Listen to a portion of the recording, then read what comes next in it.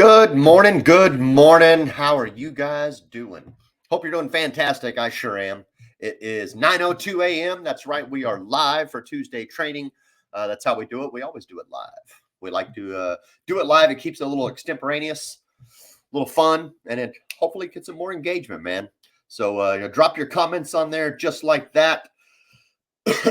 Please click the link that Lily's going to drop in there for you. That allows StreamYard to view your Facebook comments so I know who you are and you're not anonymous. And then we can put your wonderful good morning wishes and so forth up there like that. Thank you, Melissa. It's always good to see you. Thanks for tuning in. And my understanding is that you are in Austin.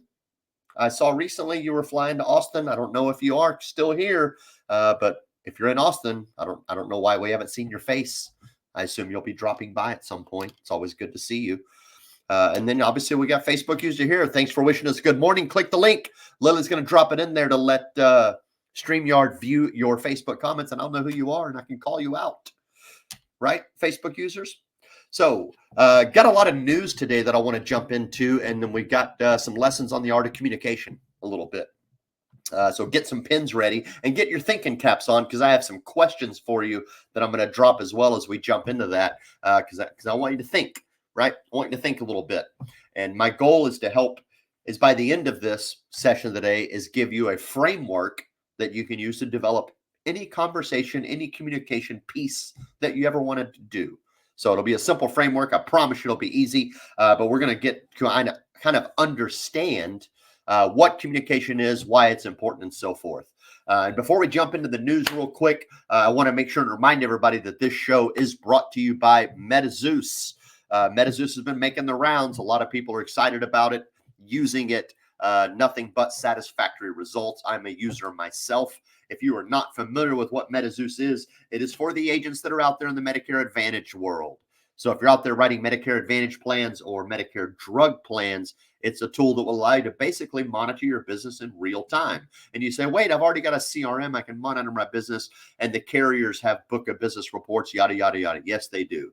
But during times like open enrollment period that we're in right now, where people can make a change, and more importantly, during the annual election period when people can make many changes, this will allow you to monitor those changes in real time. So you'll know within 24 hours, usually, when your client may have made a change to their Medicare Advantage plan. If it's during AEP, you'll be able to intercept it, see if there's maybe some mistakes that have happened, or maybe you can rescue that business and get it moved back to a proper plan, if indeed they were moved improperly for some reason. During OEP, obviously you can't flip them back again unless there's maybe some faultiness going on there that you can point out. But it will allow you to at least get a very quick heads up, because normally you don't find out for a couple of months until you get your charge back that someone has been moved off of your block of business. So excellent tool. It's cheap. It's like $89 a month. That's basically 3 apps a year. If you can save or gain an extra 3 apps a year through using the tool, I saved 7 just in this last AEP. That I found that were getting flipped, and was able to bring them back into my book of business, which more than paid for the app. It also will confirm LIS levels. And I know there are other tools that will give you LIS levels, but that is another bonus that's in there. All you need is their name. You don't even need their name. You need their date of birth and their Medicare number. If you have those 2 bits of information, you can find out what current plan they're on, if they have an upcoming plan change that's already been approved, and what level of LIS they're on. And that's helped me out a couple of times, because I've been able to find out, oh, I have a client that's qualified for LIS and I overlooked it, right? Or we overlooked it. So we're able to come back to that client and get a plan change in place for them to help them save more money, right? And get more benefits. So awesome tool. Our boy, Evan McGuffey, put it together.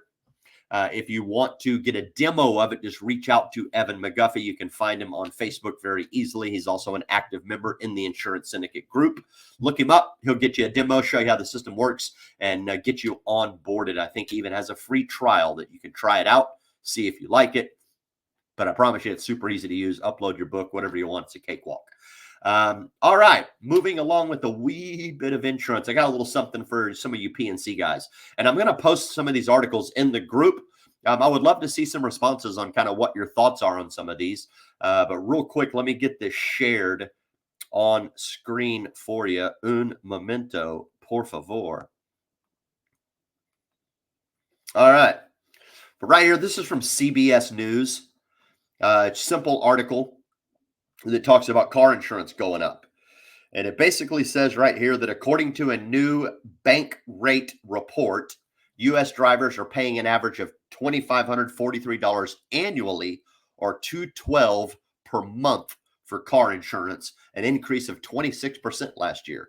And that accordingly is 3.4% of their average yearly earnings, with those with the salary of basically 75K, which is the national median household income. Goes on to further say that, hey, auto insurance rates have been rising at a breakneck pace, says Greg McBride, chief financial analyst for Bankrate.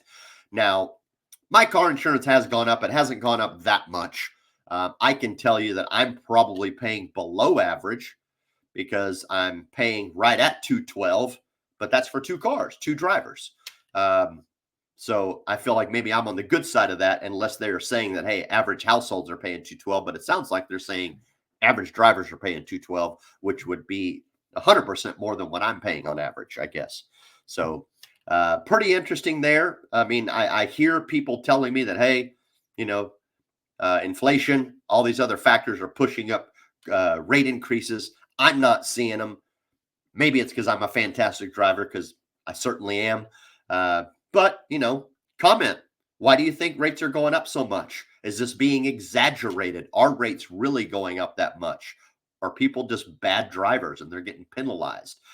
Is it climate change? Is it carriers struggling to keep up with their finances and they're having to push rates up and so forth? I would love to hear about that. And then on the contrary, over here in North Carolina, this is an interesting one. And this is basically it's similar, but it's a little bit the opposite. North Carolina Insurance Commissioner, and this comes from WRAL News, which is a local news source in North Carolina, says that North Carolina Commissioner rejects the industry's request for a 42% hike on home insurance rates, right? So not car insurance, but home insurance rates. So North Carolina home insurance carriers are trying to jack the rates on average of 42%. And that commissioner is saying no, right? Because as we know, every insurance carrier, when they want to make a rate adjustment to their products, they have to refile it with the state and justify why they want to make those rate changes. They have to be able to prove that the rate change is necessary for them to maintain solvency and be able to pay claims and continue mitigating that risk. If they cannot justifiably prove that, which apparently North Carolina Commissioner Mike Causey says they can't, it will get rejected or it will get countered, right? And this is true not only in the P&C world, this is true in the Medicare world as well. A lot of people say, oh, these Medicare supplement carriers just jack up rates, right, and penalize our customers for profit. It's not true, right? They have to justify that, file it with the state, get the state's approval to show that, hey, this rate adjustment is necessary for our product to maintain solvency so that we can properly pay claims to the people we need to pay claims to, and obviously pay commissions to the people that sell our products. So pretty interesting. I thought that the commissioner jumped in and was like, no, we're not doing this 42% home rate adjustment. Pretty interesting there. So moving along, we're going to jump into some Medicare stuff here real quick. Here we go. Let me share this one for you. Medicare, and again, I'll get all these articles in the group for you, but Medicare Advantage provider benefit cuts may follow a rate reduction. So what are they talking about here? Well, they are talking about a proposed, it's not a big one, but it is a 0.16% reduction in Medicare Advantage benchmark rate. For those that don't know what I'm talking about, Medicare Advantage plans, because most of them are zero premium and they're not collecting any premium from the client or the policyholder, they get subsidized by the federal government for every enrollee. I don't know exactly what the current subsidy amount is. It's a pretty large amount. Out of that subsidy, they use that money to help cover claims. They use it to cover commissions. They use it to cover administrative costs, basically manage their MLR, their medical loss ratio, which they tend to try to keep hopefully around 85%. And unfortunately, a few of them, as I talked about last week, are running MLRs up in the 90s right now, which is causing some issues. And this rate reduction isn't going to help them. For the last 10 years, since 2014, Medicare Advantage plans have been getting a rate increase every year. So that subsidy increase from the federal government to the Medicare Advantage carriers has been going up every year for 10 years. Last year was the biggest increase we ever saw at almost 9%. 9% when you're talking about millions of beneficiaries covered under these plans, that is a boatload of cash. A boatload of cash. The idea is if they can subsidize these plans, they can reduce Medicare's cost because they're not having to handle the whole brunt of the business and the claims. These private companies can handle it and theoretically should be more efficient at it versus the government. Can't say I argue with that one so much. But they're proposed to get a cut, small cut, but it's a cut nonetheless. That may result in agents getting a slightly lower commission next year. Don't know, I'm speculating. And I'm only saying that because every year that Medicare Advantage plans get a rate increase in their subsidy, agents get an increase in commissions. So I'm curious to see if this will be the first time that they've had a reduction in 10 years and if it will also affect our commissions. History tells me it probably will. At a 0.16 rate reduction, probably not much. So right now we're making $611 on a new to Medicare enrollment in Medicare Advantage. So maybe they drop it to $600. I don't know. Maybe they don't touch it at all. We'll see. And they certainly could reduce it more. Who knows? But pretty interesting. And what they're talking about here in this article, I'm not going to go through the whole article, but they're saying, hey, this rate reduction compounded with other things could change benefits and premiums for Medicare Advantage plans. As we know, a lot of the Medicare Advantage plans are zero premium. So we have a couple of things going on. One, we have a rate reduction. And what they don't mention in here, which I think is a gross oversight, in my opinion, is the Inflation Reduction Act. And I did talk about this last week, but I am going to talk about it again. The Inflation Reduction Act, which is this article here. These are the payment updates that they're doing based on what the Inflation Reduction Act says. And basically, they are capping cost of prescriptions. They're capping the cost that the consumer pays when they go refill their Humalog or when they refill their Eliquis or whatever that prescription might be. And if you know the Medicare phases that are out there, right? You have the deductible phase, initial phase, you have the donut hole or the gap, and then you have catastrophic coverage. And that, I can't remember what the numbers are right now, but as they move through, those costs go up, and that's based on what the client spends as they move through those phases. But thanks to the Inflation Reduction Act in 2025, next year, annual out-of-pocket costs will be capped at $2,000 for anybody with Part D. So that includes standalone drug plans, standalone Part D plans, and also Medicare Advantage Part D plans, right? So the MAPD plans that include the drug benefits as well. Their out-of-pocket costs will be capped at $2,000 a year for drugs. I have clients spending $6,000, $7,000, $8,000, $10,000 a year on drugs, and that's the best deal I can get them. This is going to be a big deal for them. Well, if they're not paying the money, who's going to pay the money? Somebody has to, because the drugs aren't just the big pharma companies aren't just say, okay, we'll stop making profits and earning income, and we'll just give you all the drugs for cheap. No, that's not happening. They are able to bring down some of that cost. A lot of it's getting passed through to the PBM and then the carrier. So what's the carrier going to have to do? We're already seeing this on Part D plans now. We're seeing Part D plan premiums go up because the refill cost on the prescriptions are going down. So if they're not getting the money there, they're going to get it over here, right? And this payment reduction is just going to add to that. So it's a very good chance in 2025, we will see less zero premium MAPD plans. That's my prediction. And you can compound that by going, I don't have all this stuff in front of me, but I talked last week about Humana. Their stock's way down. They're losing money. United Healthcare, down, losing money. There was an article I just saw earlier today, Devoted Healthcare, which has been one of the fastest growing ones out there, now losing money. They actually haven't made a profit in 5 years. So now you have Medicare Advantage carriers that are losing money, right? And that's going to get compounded with the rate reduction and a cap on the drug costs that are getting passed to consumers. Premiums are going up, man. There's no ends. There's no ands, if, buts about it. Premiums are going to go up for Medicare Advantage plans. There's no other way they can survive.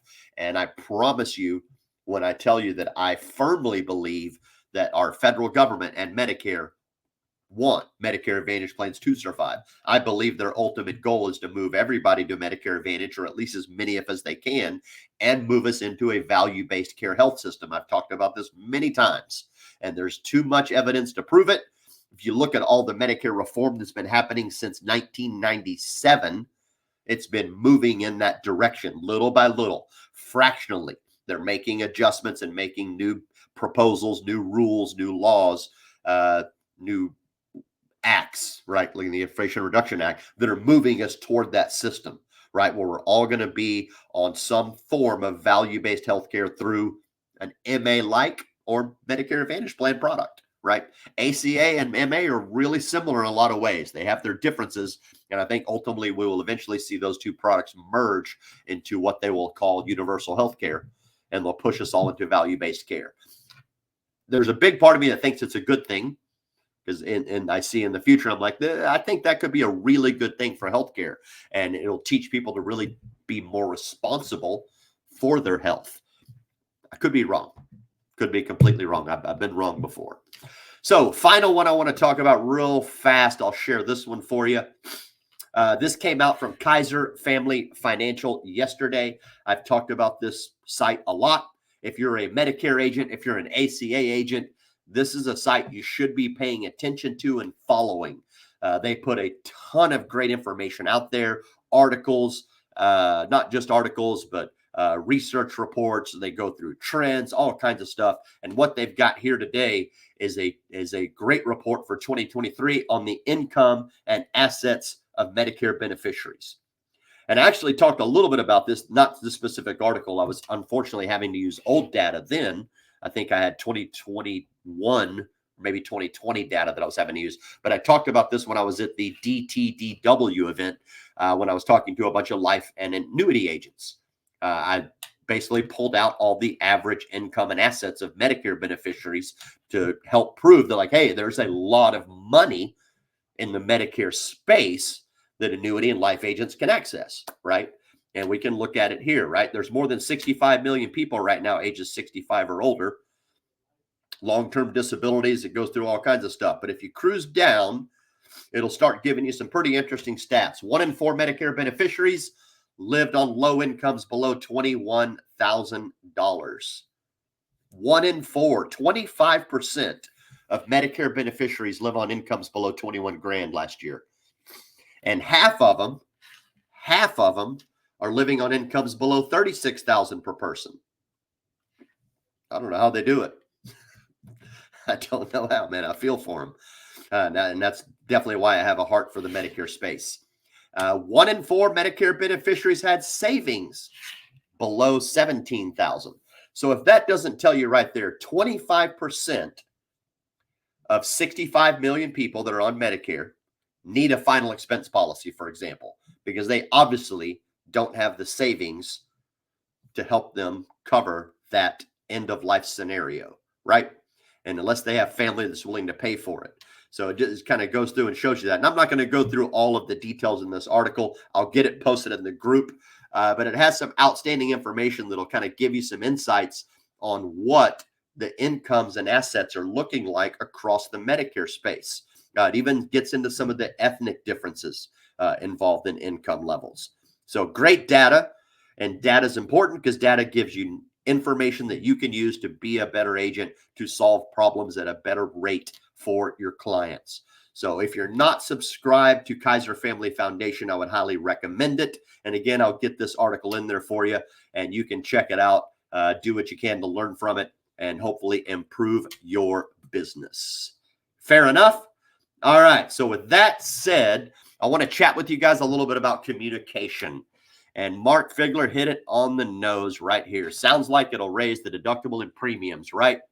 That is correct, Mark. I believe it will. And I believe mostly it's going to be premiums, but probably deductible as well. We will likely see a lot more drug plans that have the full deductible amount versus a reduced deductible. So definitely there. So getting back to the crux of things, the art of communication, right?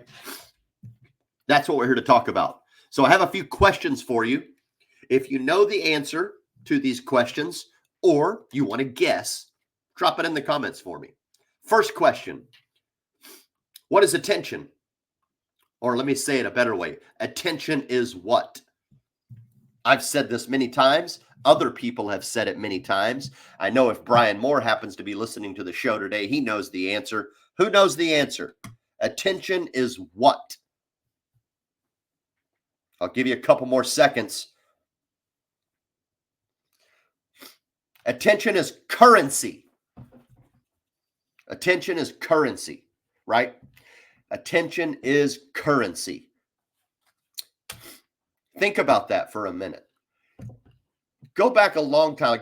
Push your brain for a minute and go back a long time ago, right? Before we had the internet, before we had smartphones. How hard was it for people to get attention? Physically, it was more difficult, right? Because you didn't just all have the internet where you could just post a video of yourself, put it on Facebook, and woo, look at me, I got attention. You had to actually go out, physically see people, get them in a space where you could talk to them and gain attention, right? You had to travel and tour around, right? Or radio. When radio finally came out, that was one way that people got attention. And then when the telephone came out, people were able to now start calling people and get attention. Keep going forward. Now we have the internet and social media. And while it might be easier to get attention, it's harder to separate yourself from the noise, right? Go back to the previous times I was talking about. It's harder to physically get out and get attention because you have to physically do it. But it's easy to stand out because nobody else is really doing it, right? They're not hearing a bunch of noise. They got one guy that came to the town and he's talking to people and he's getting attention. Vote for me or buy my stuff or whatever it might be. Whereas nowadays, there is a flood of information coming through the internet and all these different channels, and it becomes more difficult to stand out and get the attention you need to develop currency, because attention is currency. So if you can develop attention, if you can get eyeballs on you, that is currency, if you assuming that you learn to use it properly. And we are talking from the aspect of your business and growing your business, right? So we are talking about gaining attention so that you can monetize it, develop leads, develop referrals, develop business, etc. Correct? So attention is currency. Now, grab my notes, sorry. How do we gain attention? That's the next question. How do we gain attention? Let's see who knows the answer to this one. Type it in the comments if you know it. How do we gain attention?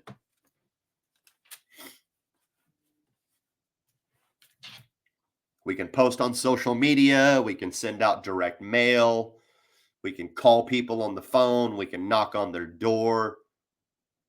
But what are all of those? How do we gain attention? We communicate. We communicate. That's how we gain attention. It's that simple. And I know you're probably thinking, well, no, I run Facebook ads. Yes, Facebook ads are a form of communication. All advertising is a form of communication, right? It is just one form of communication. Marketing efforts are a form of communication. Right? And when I send the direct mail piece to someone in my neighborhood that I'm trying to get their attention, to pay attention to me, and use our brand and call our phone number and buy our stuff, I'm communicating a message. That's just the medium that I'm choosing to communicate through. Are you with me? Right? So it doesn't matter if it's a Facebook ad, if it's a direct mail piece, if it's a cold call, if it's a seminar, whatever it might be. That is a form of a billboard. They're all a form of communication. So attention is currency. And how do we get attention? We communicate. Okay? So again, direct mail, Facebook ads, organic content, blogs, billboards, cold call, those are all forms of communication. Next question. And you guys are doing great, by the way. What is communication? What is communication? See if anybody knows the answer to that one. Now, I went to college originally for a communications degree, so I know what the definition is. It eventually became a radio, TV, film degree, and that eventually got into audio engineering, which eventually led me naturally to insurance sales. But communication is this. Communication is the means of sending or relaying a message from sender to receiver. No shit. Pretty simple definition, right? It is the means of sending or relaying a message from sender, right? So if I'm sending a direct mail piece, I'm the sender to a receiver. I'm hoping that they grab that direct piece and read it. And that's the communication, right? I'm sending a message. That thing is just the medium that my message is delivered to, right? If I pick up the phone and cold call somebody, right? The phone is my medium. I'm the sender, they're the receiver, and I'm sending that message through. Okay. Now, why do we communicate? That's one of the final questions. Why do we communicate? See if anybody knows this answer. If you saw my podcast that I did on Eric, or my interview on Eric Fierro's podcast, I think he titled it Impacting Change or something to that effect. If you saw that, you know the answer. But why do we communicate? See if anybody knows that. I'll give you a couple more seconds.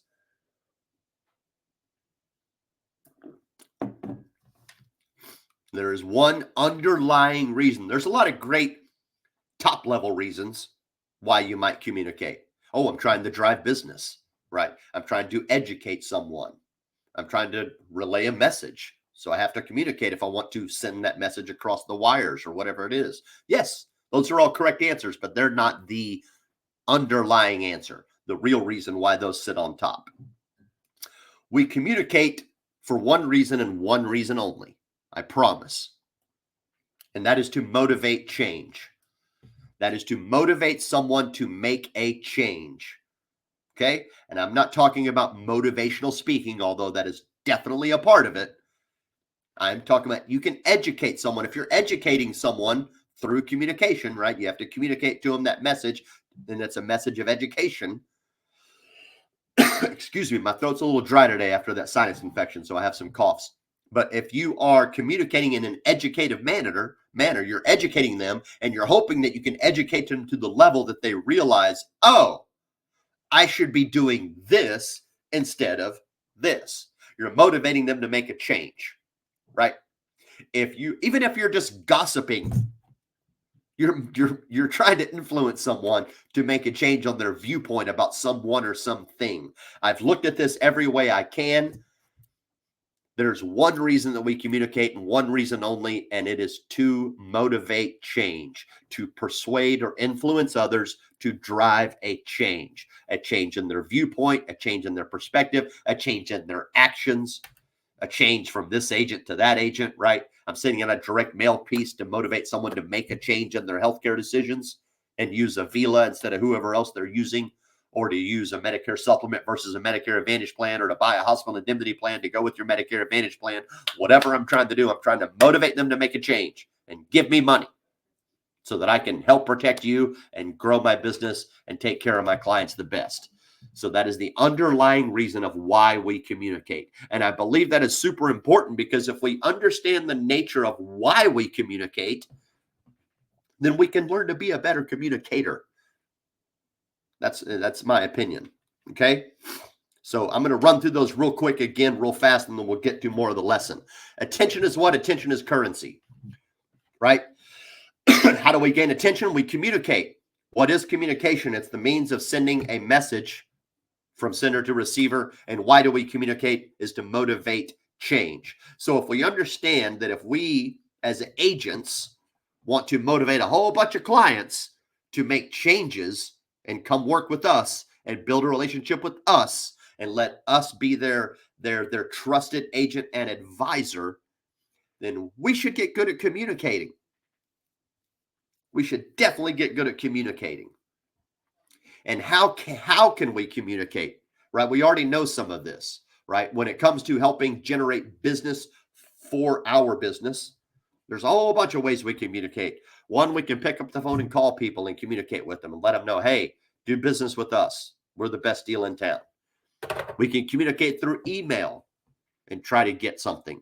We can communicate through print advertising and marketing, whether it's direct mail or using a group like Reminder Media that does a fantastic job. I'm using their electronic newsletter that goes out, and it's phenomenal. Lifestyle thing has all kinds of great information, has referral forms in it. It is working, right? Just takes time like anything else. But there's a bunch of different ways we can communicate. We can create a video of ourselves, put it on Facebook or any kind of social media. We can communicate a message out. So if we understand that communication is required to drive business and generate attention, and attention is currency, and we all want currency because, as I just pointed out, car insurance premiums are going up. The cost of Medicare is going up.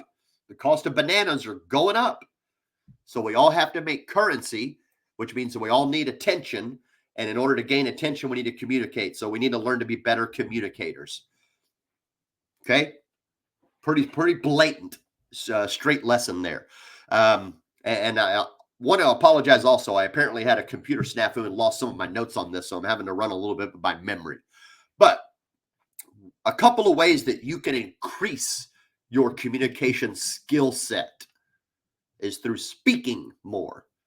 And I'm not just talking about like public speaking. And again, I'm not just going down the rabbit hole of motivational speaking, although again, that is part of it, right?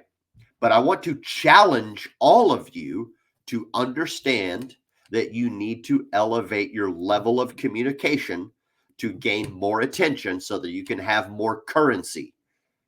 Pretty simple mathematical formula there, right? Better communication equals more attention equals more currency. So how do we become better communicators? I highly believe you need to practice the art of public speaking.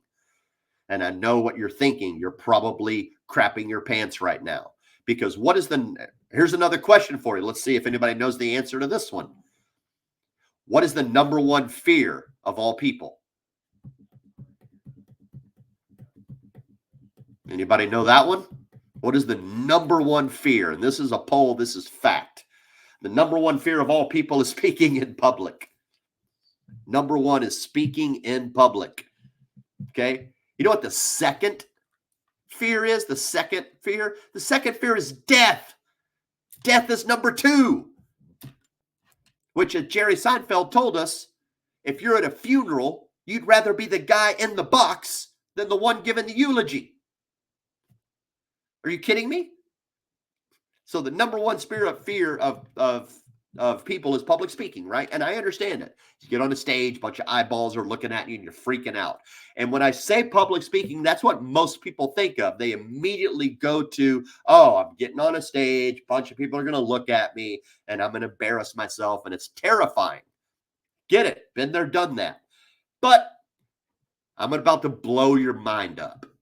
There's a gentleman by the name of Roger Love. Roger Love he calls himself America's #1 voice and speaking coach, and he is very good. I follow him. I haven't specifically met him, learned from him. I've read some of the material, studied some of his work, and I do follow him on social, but great guy.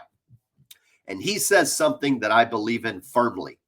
And he says, pay close attention. All speaking is public speaking, whether you're talking to one person or 1,000 people. I'm going to say that one more time to make sure you catch it. All speaking is public speaking, whether you're talking to one person or 1,000 people. Now, obviously, he's using the number of 1,000 arbitrarily to represent a group of any size. 500, 1,000, 10,000, 50,000, whatever it might be. But pay very close attention that he is definite about one, whether you're speaking to one person or 1,000. Because let's be honest, if you're just out there giving speeches in public to no one but yourself, there's a different training call you should be on. All right? So, all speaking is public speaking, whether you're talking to one person or 1,000. So when I say that to you, you should immediately be able to look back on your life and say, holy shit, I've been speaking in public for a really long time. I've got tons of experience as a public speaker. You ever wait tables? Speaking in public all day long. And you're definitely trying to motivate change. Hey, get the guacamole. It's really good. I promise. You don't want to miss it. You called someone and had a conversation with them on the phone? Public speaking. You ever made a sale before? I hope so. You guys are all in insurance for a reason. I'm sure you've made at least one sale at this point. That's public speaking. You're speaking to someone in public, period, right? All speaking is public speaking, whether you're talking to one person or an arbitrary larger number. So that should again remind you that, holy crap, I have a ton of experience in speaking in public already. So now I can develop the confidence to, if I want to grow the group of people that I'm speaking to, I certainly can. And don't get the wrong message here. I'm not trying to turn every one of you into a stage or public speaker. I think it's important that you at least try it, practice it, and understand that it will greatly elevate your skill set. Because if you can get on a stage, and not even a stage, let's scale it back. Let's just say you're doing an educational seminar in Medicare or on Social Security or Social Security income protection for final expense. I don't know what the hell kind of seminar you might run for auto and home insurance or commercial P&C. I'm sure there's something you can do. And if there's some smarter guys in the group on that line of business, speak up. Annuity guys run seminars. All kinds of people run seminars in the insurance business. That's definitely public speaking at a larger level, right? Because you're not just talking to one, unless your seminar just advertising sucks and you only got one turnout. But if you fill up a room full of people, you're public speaking at a much higher level. You're basically on stage with a bunch of eyeballs looking at you, right? It's one of the reasons why ultimately I would love to just recruit teachers into the Medicare space all the time. Because one, they're already good educators, and two, they're already good public speakers, theoretically, because they have to stand in front of a classroom all day and speak. They're very good at it. And if I had my choice, I would just recruit teachers all day long to come into my business. Grace is killing it. She was a teacher by trade. I threw her in a seminar with very little training, and she slaughtered it. Absolutely slaughtered it. It was nuts. So here's what I'm trying to encourage you to do, actually. I'm about to give you a framework to help you develop messages. I promise you it's an easy framework. And you can use this framework to develop a phone call with someone. Man, I got to call this dude. I don't know what I'm going to say. How am I going to relay this message properly? I'm going to give you a framework to deliver that phone call. If you're developing a call script to smile and dial all day, I'm going to give you the framework to develop that script. If you're conducting a meeting with your team and you want to make sure that the meeting runs on point and it has a flow, because nobody likes meetings that could have been done in an email, right? How many times have you been in a meeting and you're like, oh my God, this could have all been said in an email? So if you don't want your meetings to go like that, I'm going to give you a 5-step framework to show you how to conduct a proper meeting. If you want to develop a talk to go sit on stage and deliver a message, I'm going to give you a framework that's going to help you learn to deliver that message. If you want to make a social media video of yourself and you're not really sure what to say, I want to do a video because I know I have to do video. They tell me attention is currency, and how do I get attention? I make videos, I put them on social media, people pay attention. But I don't know what to say. I'm going to give you a framework to do that. Because one thing that is true, it doesn't matter how large the conversation is. It doesn't matter how many people are paying attention to the conversation. The framework's the same every single time. I don't care if you're picking up a girl at the bar or if you're giving an annuity seminar to people that make $500,000 a year. The framework of that conversation, of that communication, is the exact same every single time. And if you learn it, and I promise you it's easy as pie, you can take that structure and you can create any conversation you want at any time, any place, anywhere. The only thing that will be different will be the content that goes in the framework and maybe the size of some of the steps, which I'll point out here in just a minute. Okay? Shoot, and I had a thought while I was going through that little stream of consciousness, and now I can't get back to it. Before I jump into my framework, what was it? Blah. All right, well, let's just dive in. So write this down, and I've talked about this before, but we're going to get into it a little deeper just from the art of understanding, like how does this framework, how can I use this framework to be a better speaker? Okay. I know what I was going to say. This is going to help you write and craft your conversations. Okay. Now, a great writer does not make a great public speaker. And again, I'm talking about public speaking from the context of all speaking is public speaking, whether I'm talking to 1 or 1,000. Okay. And again, as a reminder, if you're just out there giving talks to nobody but yourself, you need to check in somewhere. So, a great writer does not make a great speaker. Or all great writers aren't necessarily great speakers, is what I'm trying to say. But every great speaker, I can pretty much guarantee you, is a pretty damn good writer. Okay? So I'm going to give you the framework to at least help you develop your speech, your conversation that you can practice with to become a better speaker. And if you can become a better speaker, you can become a better communicator. And if you can become a better communicator, you can get better attention. And if you can get more attention, you can get more currency. Fair enough? So write this down. This is the 5 steps to any conversation that you ever want to develop. I don't care what it is. I use it all the time. I use it so much it's been ingrained in me because I've learned it many years ago because I've been doing sales for a really long time. I've been doing sales since before Glenn Ross came out on DVD. Like, it's been a while. So, all right. Step 1 is introduction. How hard is that? You do it already. Think about it. When you go to an event and you meet someone. Hey, how you doing? I'm Tony. What's your name? The introduction is the easiest one, but it's also the hardest one because it's the first thing you have to say. And when I talk to agents a lot, they're like, man, I need a script. I need a script to follow because I'm going to do some smiling and dialing. I want a script that I got to call, but I don't know what to say. Right. And it's the introduction is the most important part, especially if you're doing something like a cold call, because it's where you're going to gain attention immediately, and attention is currency. So it's where you got to grab their attention and kind of start to take control of the conversation to some extent. Okay. Now, the introduction is usually the shortest part.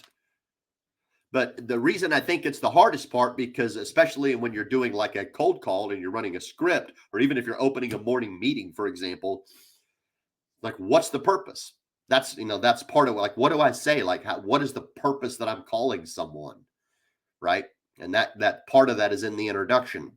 It's a little more in the second step, but it's a part of it is definitely in the introduction, right? Depending on the context or the setting that you might be having that conversation. But even if you're opening a morning meeting, right? You're like, hey guys, good morning. Glad to have you over here. We're going to have a quick meeting. Introduction, nice and simple. What's important in the introduction, and this doesn't matter if it's a phone call or a face-to-face engagement or a video that I'm recording, you have to see the people. Write that down. You have to see the people. And what do I mean, see the people? It's an acronym. S, smile. Even if you're on the phone, man, smile while you're talking to people on the phone. It comes through your voice when you're speaking with people. They will hear that smile. They'll hear that tonality in your voice. They'll hear that uplifting inflection. They'll hear a joyous person that's happy that they want to talk to, not some asshole. So smile when you're talking to people, especially face-to-face. You ever walk down the street and smile at someone, a stranger? You're just passing ways and you smile. What do? Most of them smile back. Yes, there's the occasional guy that looks at you like you're out of your mind, but most of them, by and large, reciprocate because that's what people like to do. We generally people respond in kind. You give someone the finger, they're going to give you the finger back. You give someone a smile, most people smile back. Pretty simple. So when you're doing your introduction in any form, whether it's on the phone, you're on stage, you're in a seminar, or you're on video, smile. Okay? That lightens everything, and that gets them to lighten their mood and reciprocate. You're smiling, they're smiling, everybody's smiling. The next one is the E, see the people, right? S is smile, E is eye contact. Look at them when you're talking to them. And this is important when you're on video. I struggle with this from time to time because I like to look away. Sometimes I get fascinated by small, shiny objects, right? And sometimes I'm looking at notes or I'm grabbing my coffee or whatever. But eye contact is super important.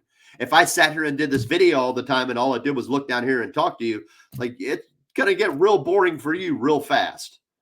And you are not going to want to pay attention much longer. You'll probably be somewhere else because sure, it looks like I'm somewhere else. I'm over here somewhere, but talking to you, like, does Tony even give a shit about us anymore?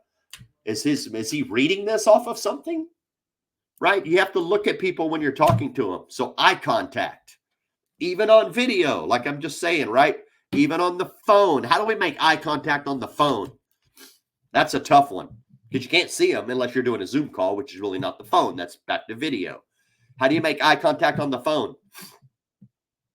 By paying attention.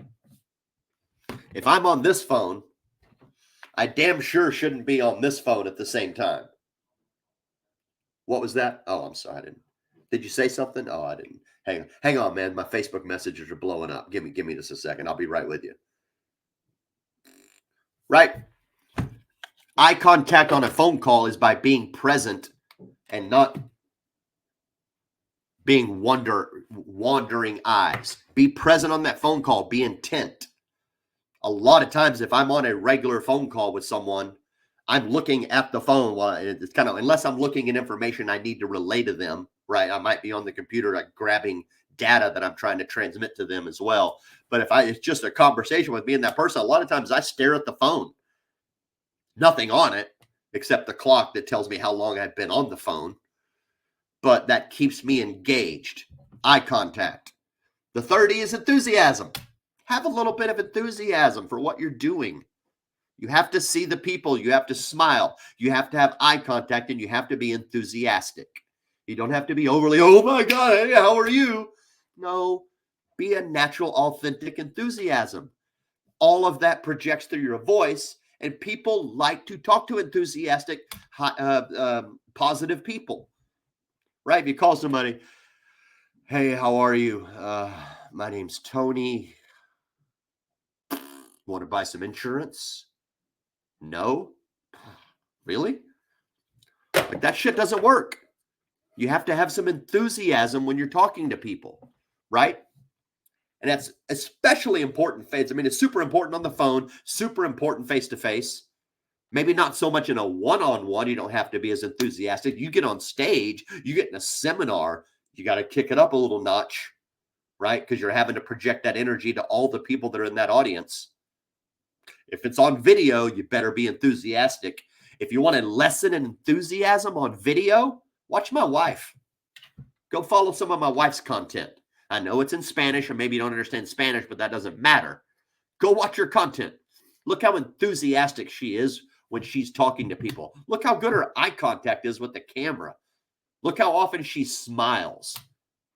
Like she is absolutely lights out at that. I didn't teach her any of that.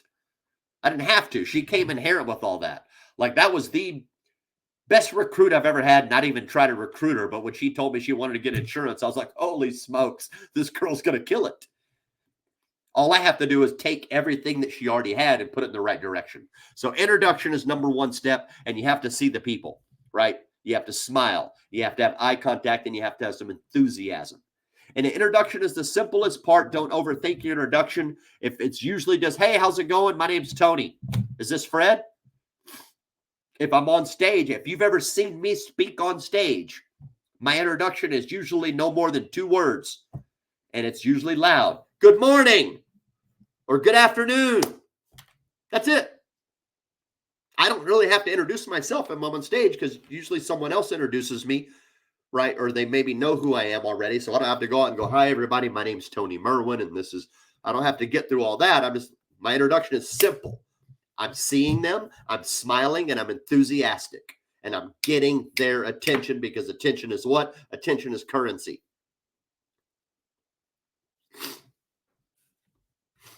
Your introduction's always going to be the shortest. You're running a meeting, introduction simple. Now, second step is your short story. Thank you, Brian. I appreciate that. I tend to agree with you. Not to be, well, I think all stage speakers are probably at least a little bit narcissistic. So, yeah, I am pretty good on stage. Number 2 is your short story. And this is one of the most important parts of the conversation, because this is where you're going to discover who you're talking to, and you're going to explain why you're talking to them. Right? And this is, again, the biggest part where people that are writing scripts struggle. They're like, why am I calling somebody? I don't know. Can't just call them and say, hey, you want to buy some insurance? It doesn't work. You have to explain why you're calling them. And you want to do it simple, short. The key to the short story, and this is, again, doesn't matter. Doesn't matter if it's the phone call. Doesn't matter if it's a video that I'm recording. Doesn't matter if I'm doing it on stage or in a seminar. The short story has a very important element to it, and that is that you have to kiss it. K-I-S-S, kiss it, which means keep it short and simple. Do not have a long diatribe short story. Don't call someone and tell them your life history of why you're calling them. Now I remember what I wanted to say earlier. I knew it would come back to me. So we're going to bounce back, but you'll understand why, because this is exactly where it really deserves, right? So what is communication? It's the means of sending and relaying a message from sender to receiver. Any of you guys ever, some of y'all, I can't see y'all, but I see some of your names, and I know y'all are maybe slightly younger than me. You ever driven a car and listened to the old school radio that has the knobs? Right? This is before Sirius, before Spotify, before compact discs even. Right? But you got to tune it, and you had to dial that knob to get it real tight. Like, oh, no, now I can hear my favorite station. But then as you drive further out of town, it starts to get distorted, and you can't hear it as well because the signal isn't as big. Okay? And you start to lose it, and then you got to go find another station. So everything that is not the intended message that is being sent from sender to receiver, anything that is not that message is noise. And this is super important, especially when you're talking to people on the phone doing sales. Anything that is not the intended message that is being communicated from sender to receiver is noise. And what happens when you have noise in your radio station? You change the channel. If I can't get that station in clear because it's got a lot of noise and I can't understand, if I'm listening to talk radio and I can't understand it because there's a lot of noise, I don't even know what the hell they're saying. The message is broken. So I tune out and I change it to another channel. If my favorite song that I'm trying to hear is too much static, too much noise, it's dropping in and out, I hear somebody else talking because it's interfering from another station, I tune out. I change the channel, right? Same thing goes when you're speaking. Anything that is not the intended communication being sent from sender to receiver is noise. Learn to eliminate the noise, and that's where the short story and the art of keeping it short and simple comes in. Now, don't get me wrong. There are some instances where a little bit of rapport building will go a long way. So I'm not talking about that. I'm not talking about the first couple of moments, especially when you call someone familiar, right? Maybe you call a client that's been your client for a few years, and you're trying to cross-sell them another product, for example, and do some more discovery.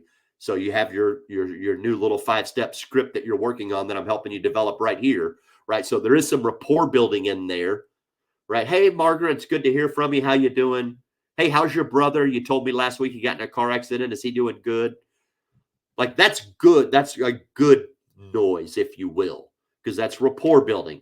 I'm just talking about, you ever had someone call you and they diatribe with you for like 30 minutes before they ever tell you why they called and get to their intended message? I'm talking about that bullshit. And those are the people that drive me to not liking to talk on the phone. And I'll just be blatant with you. And it's a part of it's because I do telesales. I spend most of my day and most of my life on the phone doing sales, which has an intended purpose. So I'm not the guy to call if you just want to chit chat. Call somebody else, bro. It ain't me.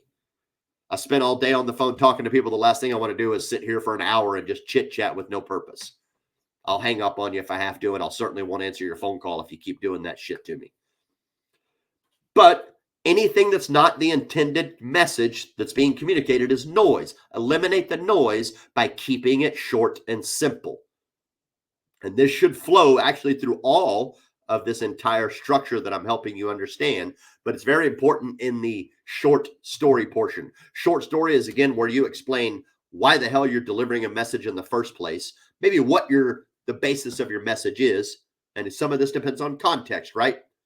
If I'm doing a cold call or I'm doing a follow-up on a lead or whatever it is, it's going to be very simple. Hey, Margaret, I'm giving you a buzz. You had requested some info on our Facebook page regarding Medicare. You even indicated that your favorite color was purple. Do you remember filling that out? That's my short story. I'm done. It's over. If I'm networking with someone, I'm having this conversation, right? Hey, Fred, how are you? I'm Tony, man. I'm from Austin. Are you here locally? That's introduction and short story combined super quick. So when you're writing this framework, you would have these outlines, introduction, and then you would write in, how do I want to say this introduction, right? Which most times is super easy. Good morning. It's like sometimes it just depends on the context, right? Short story. What do I want to plug in the short story section? This is why I'm calling. This is when you start to get some discovery questions. Now, in the insurance world, discovery happens a lot. So when we get to the third step, which is presentation, that's the meat of the conversation. In most situations, probably all of them, this is the longest portion of the entire conversation. If I'm running a morning meeting, hey guys, thanks for coming. We're just going to have a quick meeting, got a few notes. I want to talk about some of the rate changes in Medicare Advantage. We got Devoted doing this, and we got this going on. And then Fred has some notes about service changes that are happening. So we're just going to run through all those real quick. That's my introduction short story as an example. And then I'll get to my presentation, which we go through everything we do. If you watch Patrick Bet-David, he's a master at this.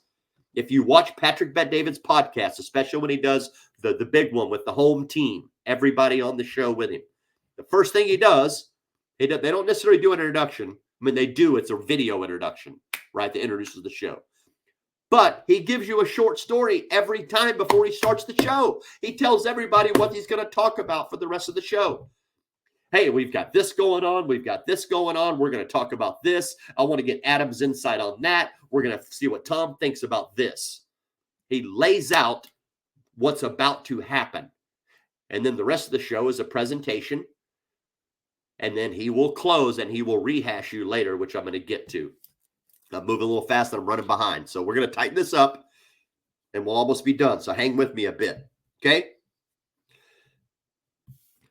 So short stories, discovery, and you kind of tell them what's about to happen. And you start to, do some discovery and fact finding. And then your presentation is the meat of it. That's you explaining who you are, you explaining what the product is, you giving the educational piece in your video, you giving the meat of the message, whatever it is. And occasionally, especially in the art of insurance sales, you might have to bounce to discovery for a minute to get back to presentation. Because maybe another question popped up and you're like, ooh, let me double check something here. Oh, are you low income? Oh, yeah, well, we need to look at it. And then boom, now you add more meat to your presentation, whatever it might be.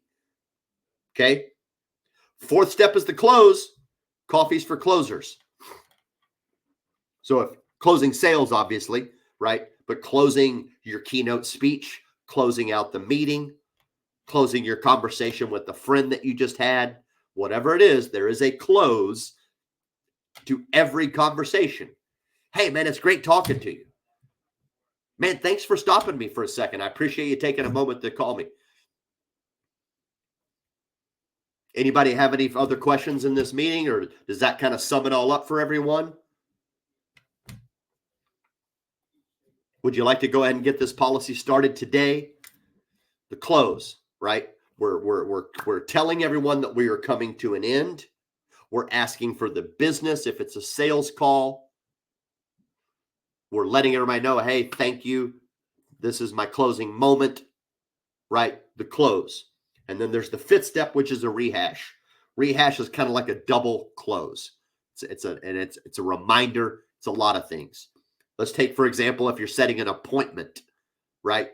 And you already do this. I guarantee you, if you're any good at appointment setting, you're already doing that. You're like, holy shit, I don't even know, right? You close them. You're like, hey, cool. So I have appointments available, right? Tuesday in the morning or afternoon. Which one's better for you, morning or afternoon? That's your close. And they're like, afternoon's great. Cool. I got 2 or 3 o'clock. That's still the close. 3 o'clock is perfect.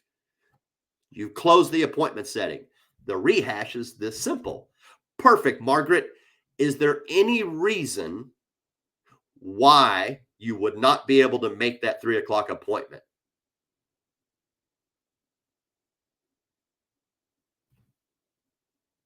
It's like a double close.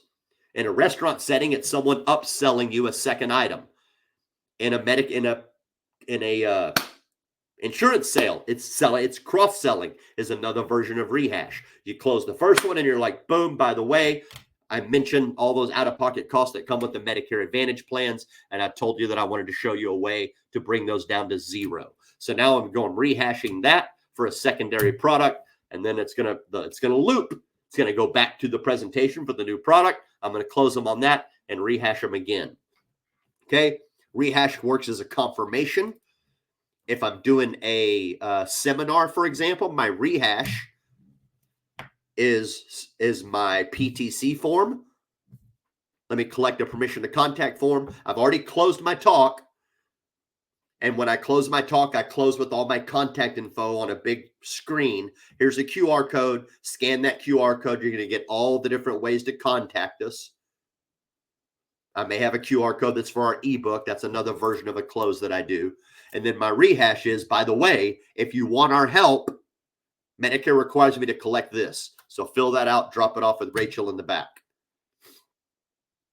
And now I can call you and set an appointment with you and work with you. And that process will start all over again. If I'm having a simple conversation with some dude I meet at a networking event, same kind of thing, right? Hey, Fred, I'm Tony, man. I'm from Austin. Are you here locally? That's introduction short story pretty quick. Yeah, no, I'm here locally in Scottsdale. And then you guys banter and get to know each other. That's all you presenting back and forth. You're like, cool. Like, well, listen, man, I'm going to go catch the 2 o'clock breakout session.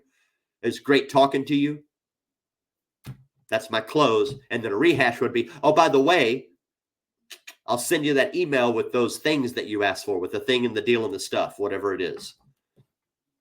You're already doing some of this. You don't even know it.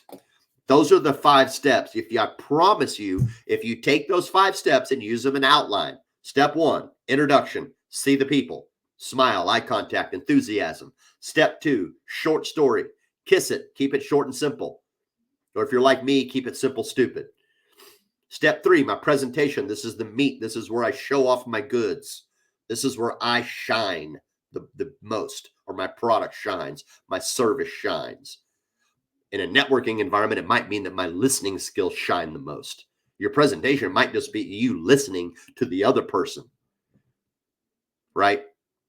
My close is where I ask for the business, or I close the conversation, close the meeting. Rehash is I invite for a second meeting.